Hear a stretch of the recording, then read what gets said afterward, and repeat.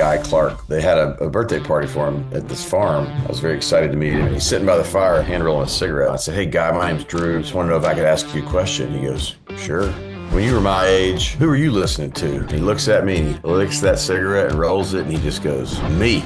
Drew Holcomb, as the leader of Drew Holcomb and the Neighbors, he's released 10 studio albums, sold over 400,000 LPs, and surpassed 500 million global streams. His latest record earned the band their first #1 Americana single, your mega hit, Find Your People. When did you realize that was going to be so huge? We wrote 2 songs the same day, and that was the one that we didn't think was going to make the record. Wow. Once we recorded it in the studio, that's when we knew we had something special. Do you have a dream collaboration? I can't spill any beans about it yet, but reached out about writing together. Teaser. Yeah.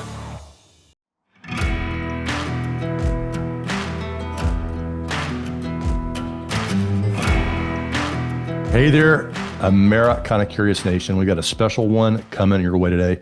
So what if your favorite songwriter was writing the soundtrack to your story without even knowing it? And that's what it's like when I listen to Drew Holcomb, and yes, Zach too. And he spent nearly 2 decades writing the kind of songs that you feel like that have been with you forever, timeless, tender, and tough enough to carry you through anything. And as the leader of Drew Holcomb and the Neighbors, he's released 10 studio albums, sold over 400,000 LPs, and surpassed 500 million global streams, all while proudly staying independent.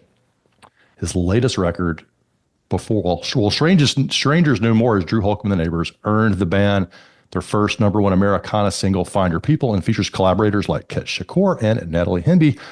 But Drew's not just a musician. He's an entrepreneur, community builder, and creative force, founding the Moon River Music Festival, Magnolia Record Club, and even a Tennessee bourbon brand with, I should say Tennessee whiskey brand with Peyton Manning and Andy Erotic. And his latest project, Memory Bank, along with his wife Ellie, marks their first full-length studio album as a duo and blends energetic soul folk pop Americana that captures the essence of their 20-year journey together.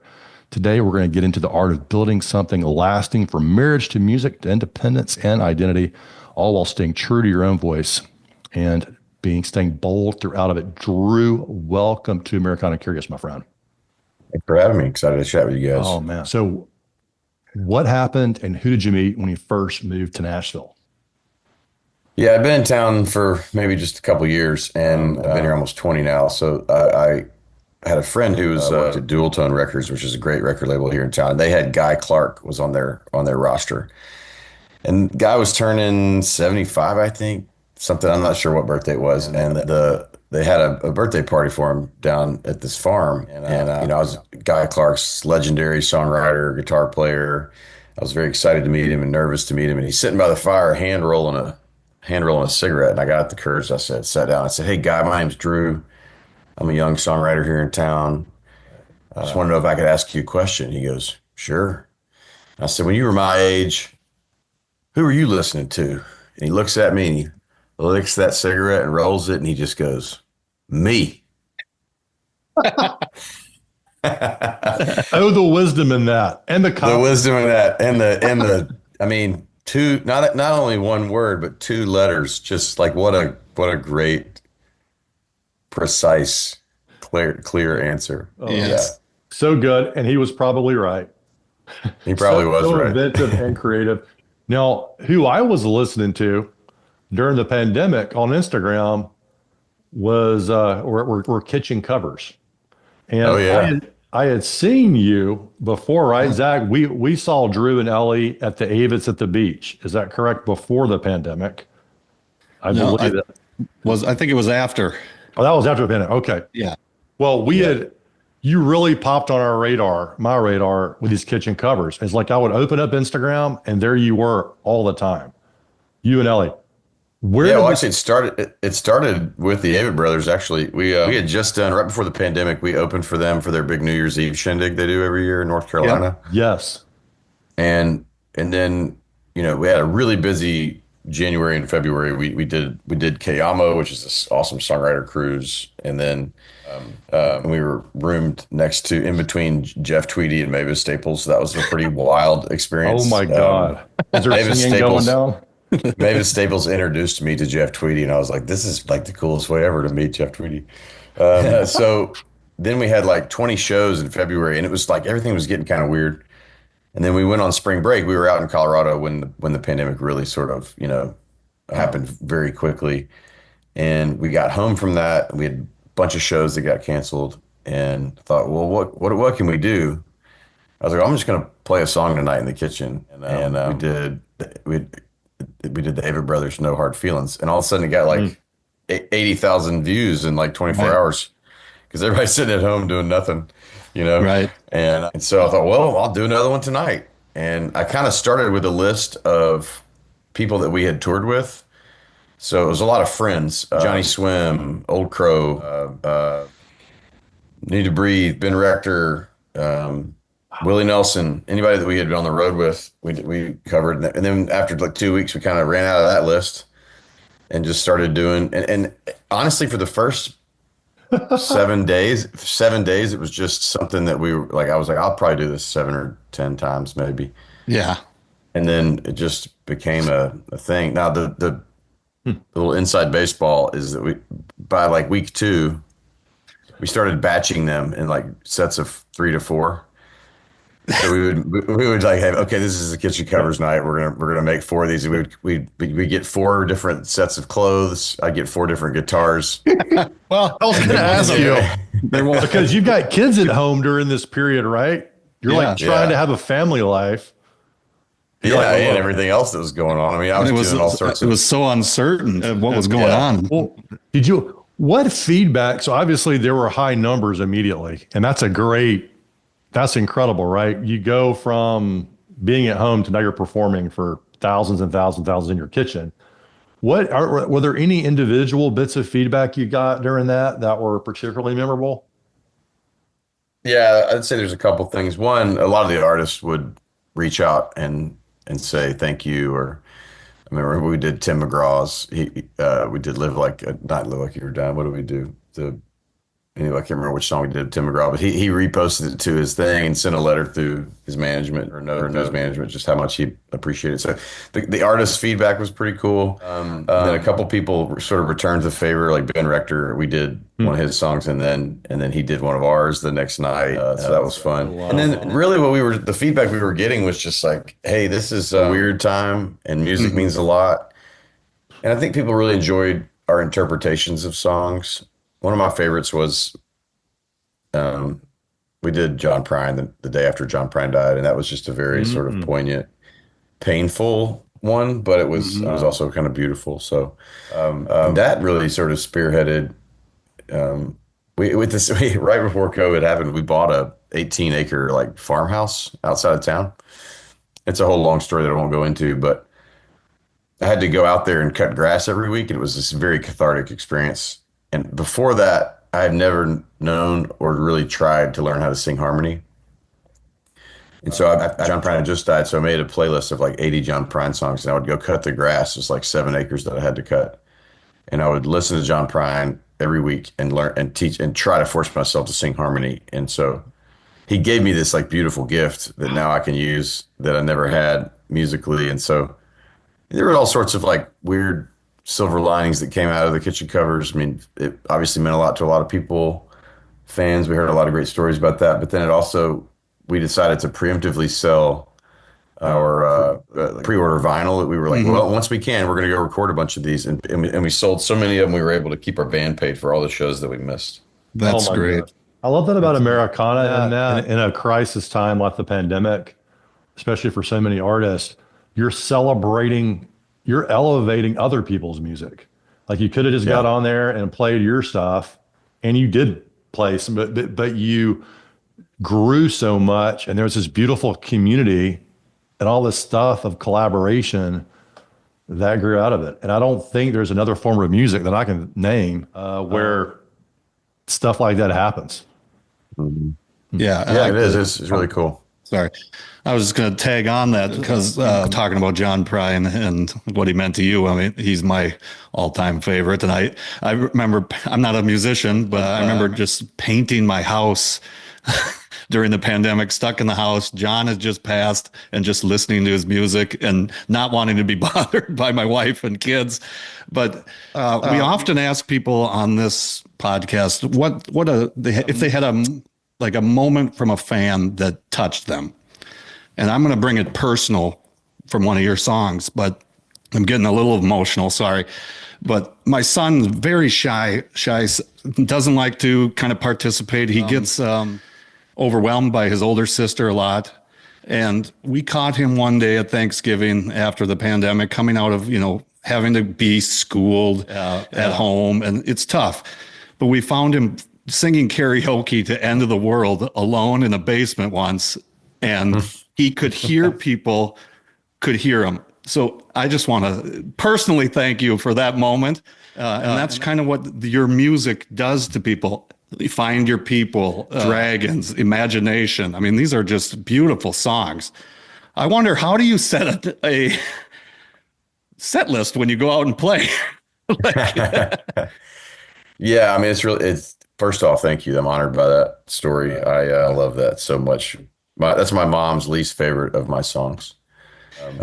She is. By the way, I will say we weren't mad when he said smoke him if you got him. We were just happy that he was putting himself out there. Yeah, I mean, it's interesting. There's songs now that we used to be some of our biggest songs 10, 12, maybe 15 years ago that you would think, oh, this will always be on the set list.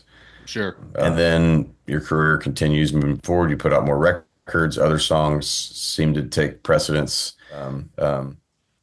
It's hard. I mean, like a song that like Live Forever, for instance, is a song that was kind of the song that gave us a career starting around 2010 and 11. And it was definitely, the encore every time for 3 to 4 years.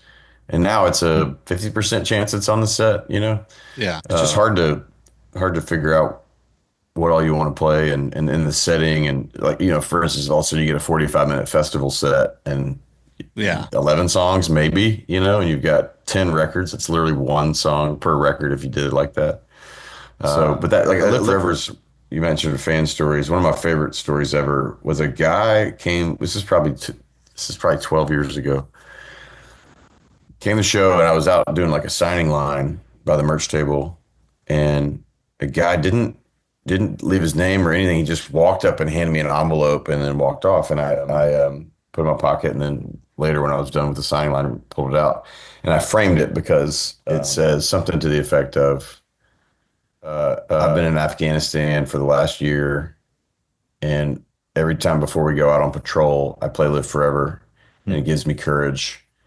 Wow. And I just wanted to thank you for that. Go Vols. And then left no name. Wow. Didn't leave a name, a number, an email. Like usually, a lot of times people, a lot of times people will send you something like that and put their email hoping they hear back from me. I just loved that he didn't need anything from me. He just wanted to tell me that story. So that was pretty cool. Oh, wow. Yeah. Thinking about your mega hit right now, Find Your People. And by the way, that song seems to pop up all over the place. We were on an adventure cruise in Hawaii, and they were doing like the end of the week, like photo recap. And what song did they start with? Find Your People. And everybody was like, oh, I like that song. Like there were people from Europe and they're like, what is that song? And I'm like, y'all don't know this song? How do y'all know? Like, that's a brilliant, and they're also, you're probably spreading across all kinds of places now.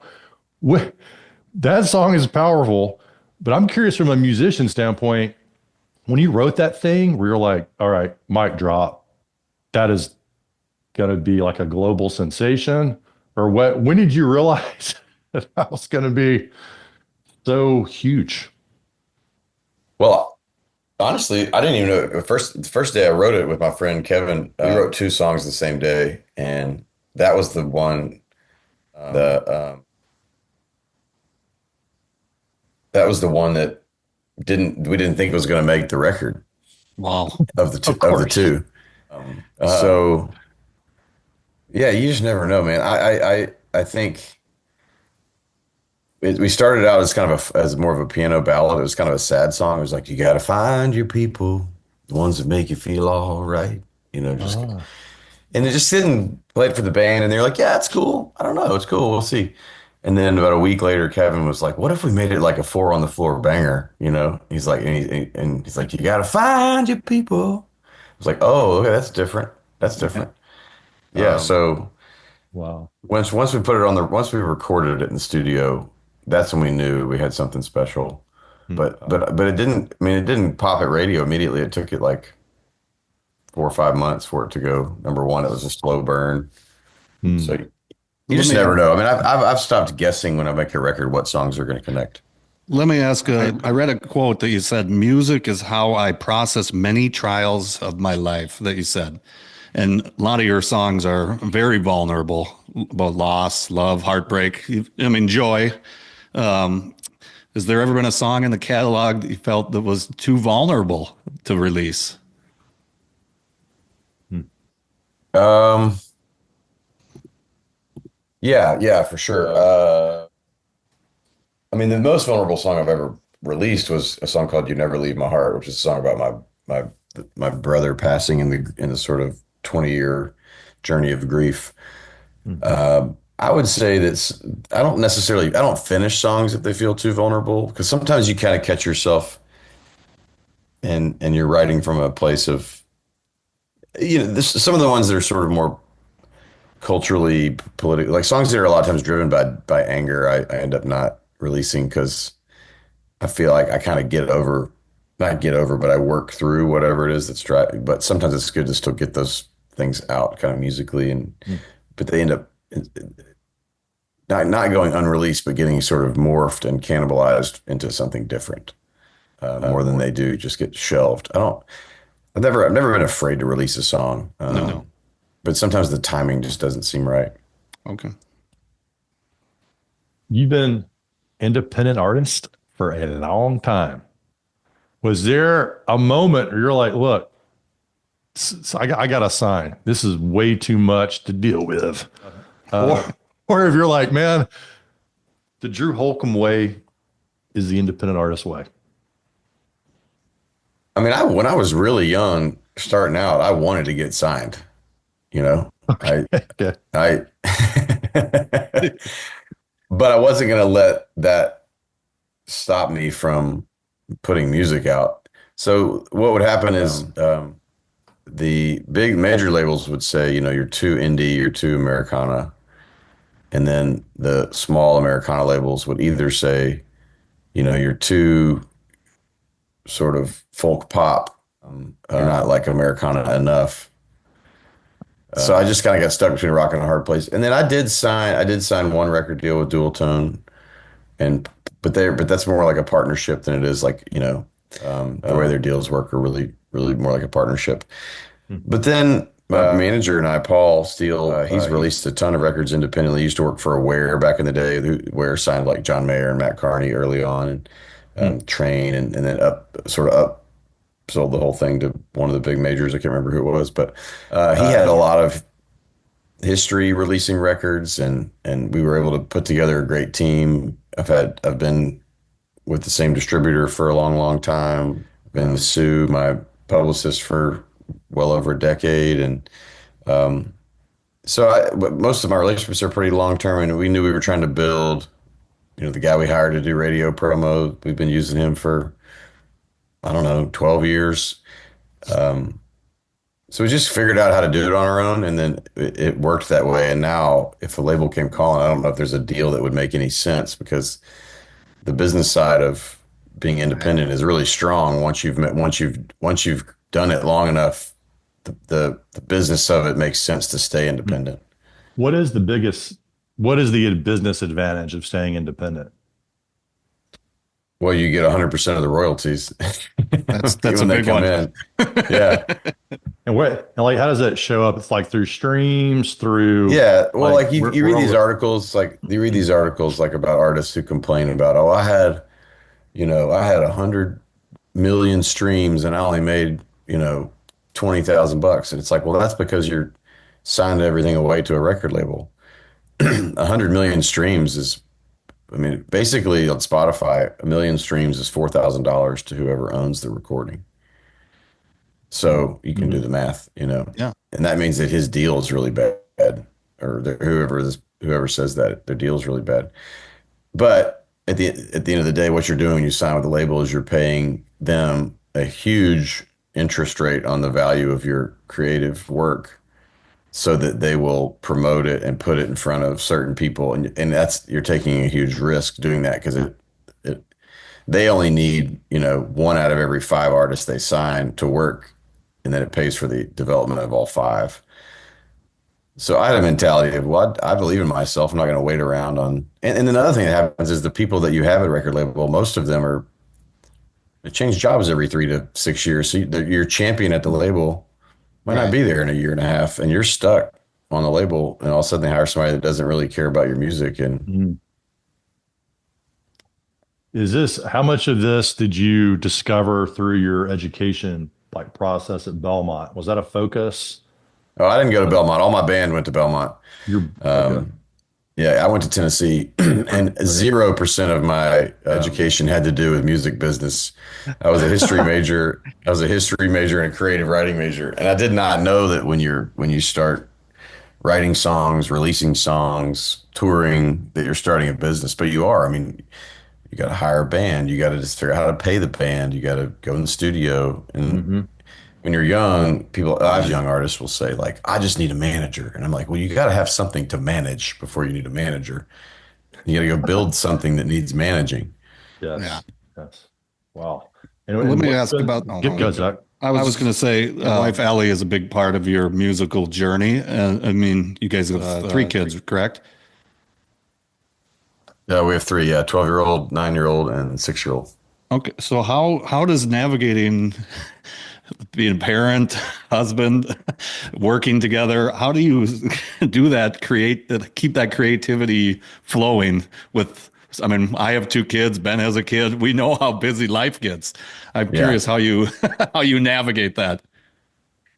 Well, it changes the depends on the waters you're in. I mean, sometimes the waters are smooth and it's easy to navigate it. Sometimes they're not. I'd say the biggest difference between me before kids and then after kids. I mean, Ellie and I've been married for pretty much the entirety of my musical journey, except for the first 2 years. So on the marriage front, I don't really know any different. Yeah. And then, but navigating when she was in the band, there was navigating. You know, okay, I'm going to sing this song on stage. I got to figure out where she fits in. That was always a little bit tricky. So, that's a whole nother story. But with the kids, the biggest difference is they used to would kind of write on a whim, just like, I'm feeling it. I'm gonna write a song. There's still some of that, but I'd say that 60 to 70% of my creative work now is done a little bit more sort of intentionally and scheduled. Like I'll block weeks to write and, Okay. you know, schedule, hey, somebody, will you come over? Now there's still spontaneity in it. Like Catch Secor and I wrote Gratitude and Danced with Everybody on back-to-back days because we ran into each other in the carpool line. He's like, what? He said, we should write some songs this week. Or he said, what do you, he said, are you in town? He said, are you in town this week? And I said, yeah. He said, what are you doing? I said, I'm just working in my office doing some writing and stuff. He goes, let's write a song. So the next day we got together and wrote Dance to Everybody. And then he's like, well, you want to do it again tomorrow? Sure. And we wrote Gratitude the next morning. So sometimes there is spontaneity in it, but I would say in general, that's been the biggest change is having to be more intentional with it. But you also get more efficient as you get older. I used to have an idea and just chase it and chase it and chase it. Now, if I can't get it going pretty quickly, I'll put it aside and move on and try something else. So it's just, yeah, you just kind of live and learn. And then in the studio, I think things that used to be hard now are fun because you trust the band, you trust the producers and stuff like that. So Let me go back to what you were talking about with Ellie. Do you write differently knowing that she's going to be on a song versus if it's just a solo or a song with the neighbors or whatever? yeah, I mean that's one of the biggest things about this particular record was basically so the first three records we made as the neighbors, Ellie was in the band. Then she left in 2013 after we toured the Good Light record. And the Good Light record was interesting because that was the first record of ours we'd done together where there were three or four songs she didn't sing on at all. like What Would I Do Without You? She's not on that song. And that was kind of the big song on that record. So it was like, okay, I think there was a bit of fear for me that if she left the band, that it was going to fall apart. Just because she was kind of the fan favorite because she's got such a like vibrant stage personality and obviously a wonderful voice. Yep. So we made the Medicine record. She's not on it at all, except for one song as a featured vocalist, because that's we wanted to make a clean break and create create like, new expectations for the audience. But it also allowed me to free me up to write. I mean, a song like American Beauty, I could not have done with Ellie because it's just not a song about her. And I didn't want to be all love songs, duet stuff because that wasn't who we were creatively. So in a lot of ways, her leaving the band freed us up to kind of really lean into where we wanted to take the music. There were times back then when she has since become a fantastic guitar player, but back then she was not very confident with it. And so we'd play a song and the band would kind of work on something really cool. And she's like, well, what am I supposed to do? And it's kind of like, well, I don't know. This is kind of awkward, And we're having dinner tonight. We have yeah. And hopefully more, but that apparently not anymore,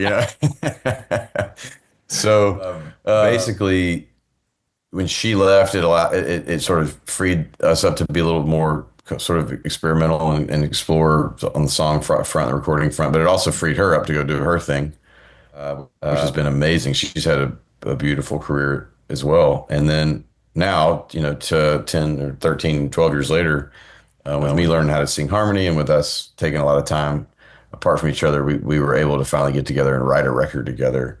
And it's definitely more in this sort of Americana vein. That's great. Great record. Thank you. But it's been fun. The title track, Memory Bank. I mean, that conjures up so many things for me. I was on a business trip. I was actually at Pebble Beach 2 weeks ago on 17 Mile, listening to that record. Awesome. I thought, I'm glad I just had a trip with my family. I wish my family was with me right now, but I'm glad I just had a trip with them because I wanted to get those memories in the memory bank. What's been the feedback so far? It's been incredible. I mean, the tour went gangbusters. We sold out like 18 of the 30 shows, and people seem to really love the new material. There's a good breadth of songs in there. You got songs like, these sort of contemplative songs like High Seas and Maybe You Will, and then you got these really fun songs like Never Gonna Let You Go, and that's a beautiful song. And Memory Bank, and then if really Rain or Shine is really crushed live.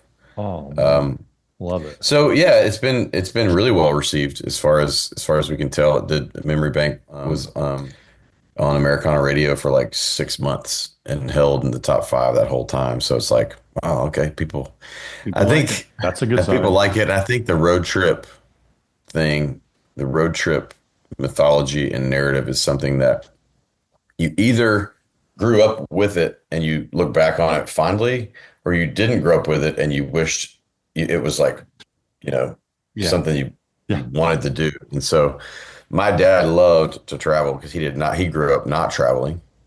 And so when he got his own family, he's like, well, I'm going to do it differently. And also my brother had spina bifida. And so we knew there was definitely a ticking clock as well. So dad bought this badass conversion van, and every summer we'd go out for these long trips and spring break. And by the time I graduated high school, I think I'd been to 46 states. Now, a lot of those are like we're driving through Iowa on the way to Colorado, and it's like, get out, touch the ground. We did Iowa, So it wasn't like we went on 46 trips. Yeah. Now that said, and he was a self-employed dentist, and so he always made this joke about how like going on vacation costs him twice because he's not making any money while he's gone, and then it's costing him the cost of the trip. So he's always like, basically cost me double, But he always had this thing. He would laugh and say, I hope you guys don't expect to inherit anything. We put all the money in the memory bank. Oh. And that's where that line came from, was that quote. Mm-hmm. Oh, you could feel every bit of that through that song. And by the way, shout out to not flying everywhere. You miss so much when you're on the road. Well, there were six of us in this, so the budget was definitely in the, and and gas was $1.10 a gallon back then, right? So, Yeah. Hmm. I know a family favorite of ours when we go on vacation is we love that song "Family" because it hits home with On a the four of credit us card. and grab your credit card. yeah, It's yeah, yeah, very pretty similar good. sentiment. Yeah. Your kids, I believe, I'm guessing, have influenced your songwriting quite a bit. Yeah, yeah, they have for sure. They kids love. I mean, I used to write more like a lot of mid-tempo and slow finger picking songs, which I still have tons of that on every record. But I seeing my kids just love to dance. Definitely was a part of moving towards me, starting with really with the Goodbye Road EP I did with Johnny Swim in 2017, then Dragons, then the Strangers No More records, and Memory Bank. There's 2 to 3 songs on every record now that are just like, you know, let's I call them encore songs, that make it where the audience wants to get on their feet and dance with everybody, and End of the World, Ring the Bells, Family. Ring the It's bells. been interesting though for me from a songwriting perspective. Family and Find Your People both are kind of a little interesting. A lot of the songwriting community in Nashville didn't like some of the way that I write. Winery Drinks, another example. What would I do without you? A lot of my biggest songs are not verse, chorus, bridge, chorus Hmm. songs.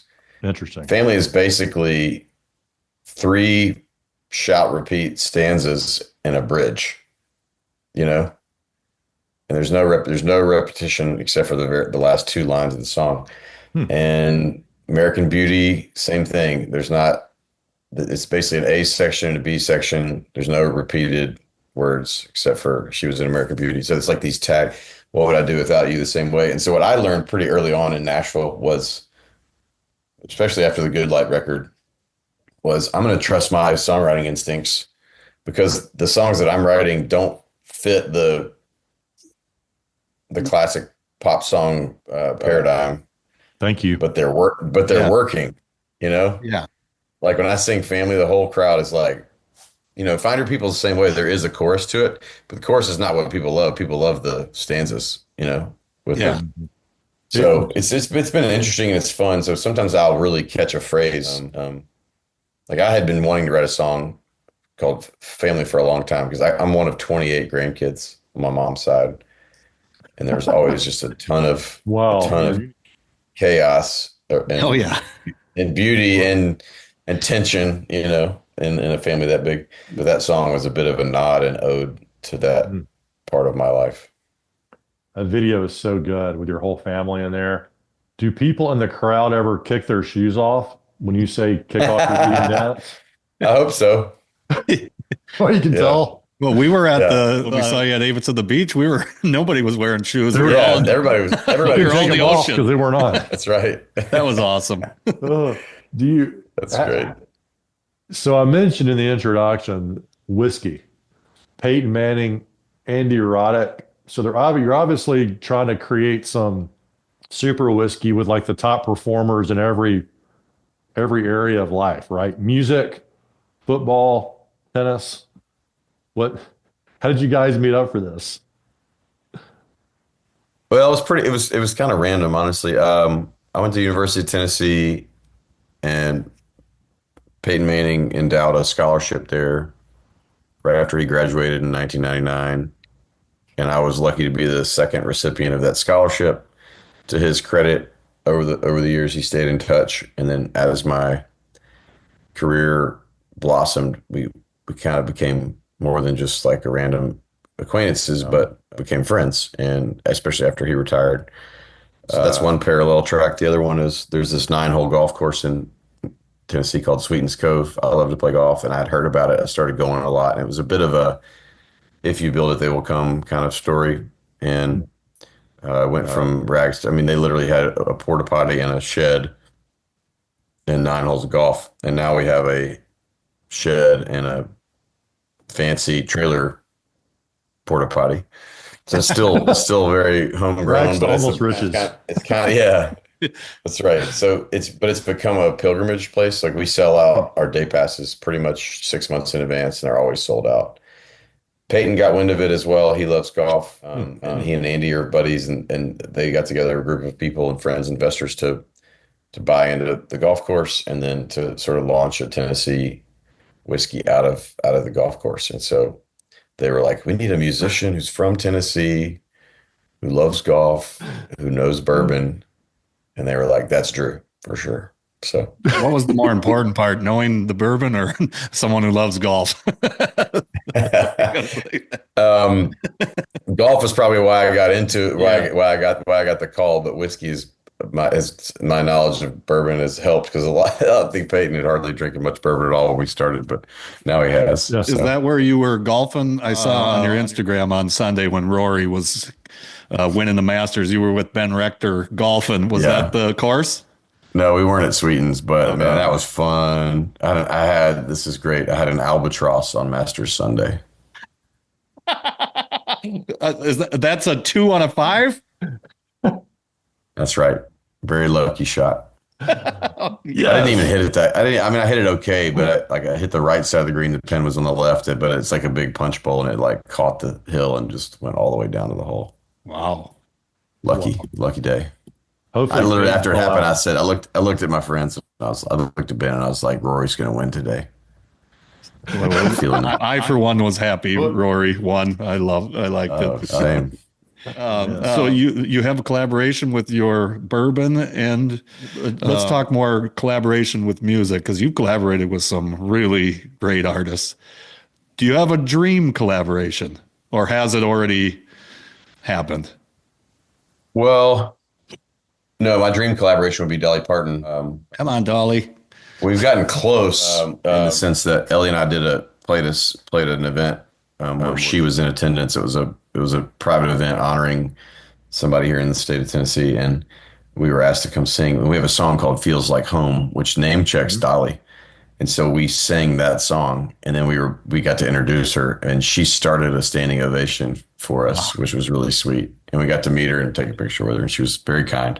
Yeah. She didn't sing with us, but we sang for her. So, the line all things being equal, I'll take it. Yeah. Elvis and Dolly, right? That's the line. Elvis and Dolly. Yeah. Elvis and Dolly singing a melody that's bringing me home. Yeah. But there's a lot of people I'd love to collaborate with. I mean, I've gotten to collaborate with some wonderful folks, but I've started songwriting with some younger guys, and I can't like spill any beans about it yet, but there's some really talented younger artists that have reached out about writing together, and we've written some pretty cool stuff that'll probably see the light of day. So, ooh, come on. Teaser. So starting to wind this up, Drew, when we come to our next Drew show in either form, band with Ellie, both, what can we as fans do, or what should we start doing or stop doing when we come? Man, I hope people just come and are in a place where they can get sort of three-dimensional with their own stories, That's what I love about music, is that it sort of grabs parts of you that you've either forgotten about, or that you've put away, or that you've haven't paid attention to. It's kind of like taking a photo album off the shelf and looking back, and going, oh man, I remember where I was when I heard that song. I remember the trip I was on when my dad and I were driving around town, and he used to play that song. Or now it's people with their kids. My kids and I love to drive around and listen to that song. I hope they bring all of those memories and experiences to the show, and let themselves get inside getting their feelings a little bit. And then I hope people will look around the room at a show and go, man, we're all a lot more alike than we are different. Maybe we should tone down the division and the name calling and the it's just a weird time, man. I hope music is a thing that can make people feel less afraid and less alone. I mean, some of the statistics too about young people and our phones, and everybody's just addicted to, the digital universe, when there's a beautiful world out there.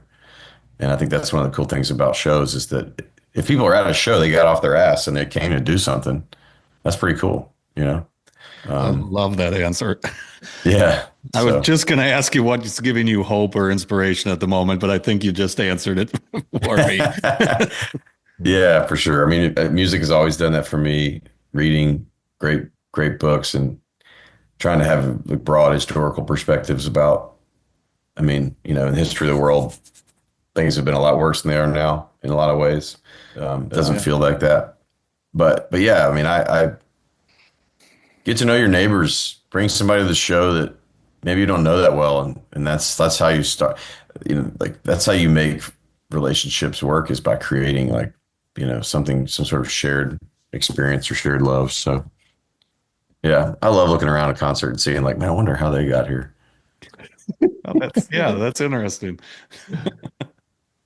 Well, the Americana Curious Nation, your next step is clear. Listen to Drew, go see Drew, and bring a friend or a new friend or someone you want to be friends with, according to Drew, right? Build or even an enemy if you need to work something out, Yeah. Come on. Frenemy or just outright enemy. And Drew's music will bring you together. Drew, thanks for coming on Americana Curious, my friend. Thanks for having me. Appreciate you guys.